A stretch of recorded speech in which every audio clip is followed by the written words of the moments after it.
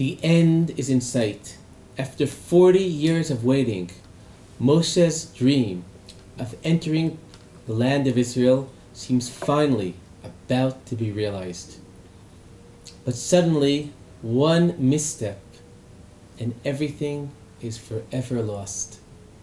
Moshe, instead of speaking to the rock and thereby causing it to emit water, Moshe strikes the rock with his staff, and this is considered to be a sin, and Moshe's punishment is he is denied the right to enter the land of Israel and destined to die in the desert.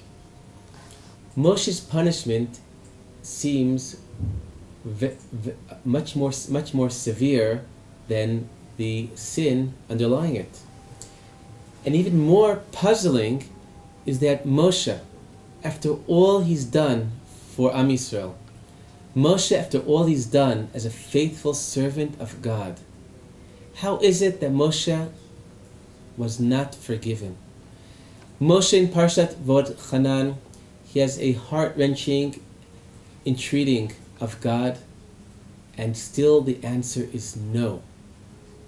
So I'd like to share with you an insight I heard from a colleague of mine, Rav Amnon Dukov, who argues that Moshe, the denial of Moshe to enter the land of Israel was not as a punishment for sin, but rather the story of striking the rock was indicative of the nature of Moshe's leadership of Am Yisrael, a form of leadership that was appropriate and necessary during the years of the desert, during the struggle to leave Mitzrayim, but a form of leadership that was not appropriate for the challenges in front of Am Yisrael in entering the land of Israel. The symbol of Moshe's leadership is the staff. The staff symbolizes power, and Moshe is undoubtedly a man of action. And as Moshe said from the very beginning, Lo ish devarim anochi, I am not a man of words.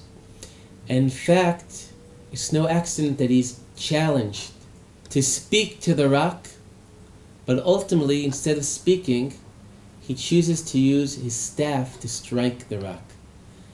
And the form of leadership that that God was looking for after the entry of the land of Israel would be a leadership based less on action, but rather more in speech. An ability to stand in front of something which is symbolically like a rock and allow the water deep inside of it to come out. The Talmud teaches us that we should always go after and contemplate kings, even kings that are not of Israel, because often the contrast is what best allows us to find what is most unique in our tradition, in our leaders. I would like to present a contrast between Moshe and the founder of a different religion, the leadership that of the Buddha. In terms of the life stories, they start with similarities. Moshe grows up as a prince in the royal palace, as does the Buddha, and both of them leave a life of comfort for a life of difficulty. But here's where the contrasts begin. Within the story of the life of Buddha, there's what's called the 4 sights, 4 meetings that changed his life. He first met a person that was sick, person ill, and then he contemplated the suffering in the human condition. He then met an elderly person, and then realized how all forms ultimately fade away, or as I heard someone quote his 80-year-old father as saying, they don't make mirrors the way they used to. In the 3rd meeting, he sees a dead body and realizes how in the long run we're all dead. And finally, in the 4th meeting, after seeing all the suffering and all all the passing of forms, he meets an ascetic, and through a path of asceticism, tries to overcome the suffering of the human condition. What's remarkable is Moshe Rabbeinu also has 4 stories of meetings that lead up to him being given his special task relating to the Jewish people. When he leaves the palace, the first meeting, he sees an Egyptian striking the Ivri. He sees an injustice taking place. He doesn't contemplate it. He gets involved and tries to stop the injustice, defend the Ivri. In the second story, he sees 2 Ivrim, 2 Hebrews fighting with one another. And yet again, he feels an injustice being done. One of them is striking the other one, and he goes and gets involved to try to stop them. In the third story, he's already left Egypt, and he sees yet again another act of injustice. The shepherds of Midian unfairly treating the daughters of Yitro, and yet again he doesn't contemplate, he does. He gets involved and tries to set things right. And in the fourth story, Moshe is a shepherd, and he goes after one of his flock, and in that context, God is revealed to Moshe and receives his task of taking the Jewish people out of Egypt. And this contrast between contemplating and doing, I think, is even more striking if you go back to the 4 meetings of the Buddha, and realize that the Torah has something to tell us about each of those 4 meetings. Relating to sick people, the Torah tells us that there's a special mitzvah of bikur cholim, visiting and taking care of the sick. Relating to the aged, the Torah teaches us there's a special commandment, vadarta pnei zaken, of giving honor to the elderly. Relating to the third story, seeing a dead body,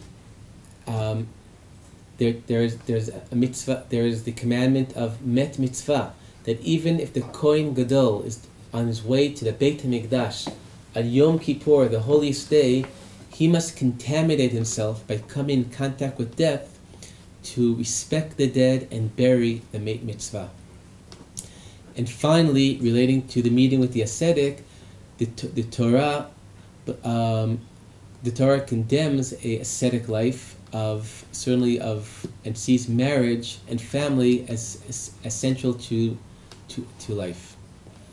And this contrast is something that we've related to often before. We spoke about the great east-west divide between doing and being. And here we have Moshe, a figure focused on the doing, and the contrast to a focus on contemplation, which focuses on the state of being. However, as we've stressed throughout our series on the Parsha, Judaism, which originated in the land of Israel, which is between the east and the west, seeks to forge together the doing and the being. And that is the leadership that we are looking for.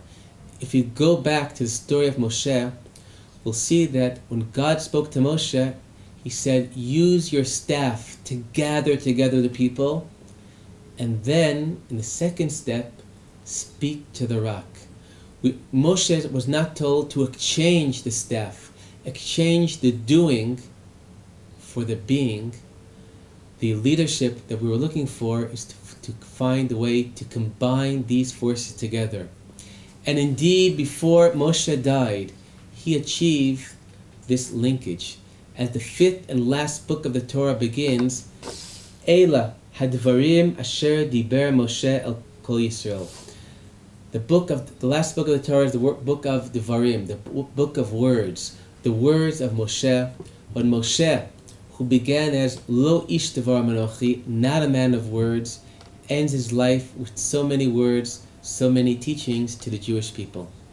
Shabbat Shalom.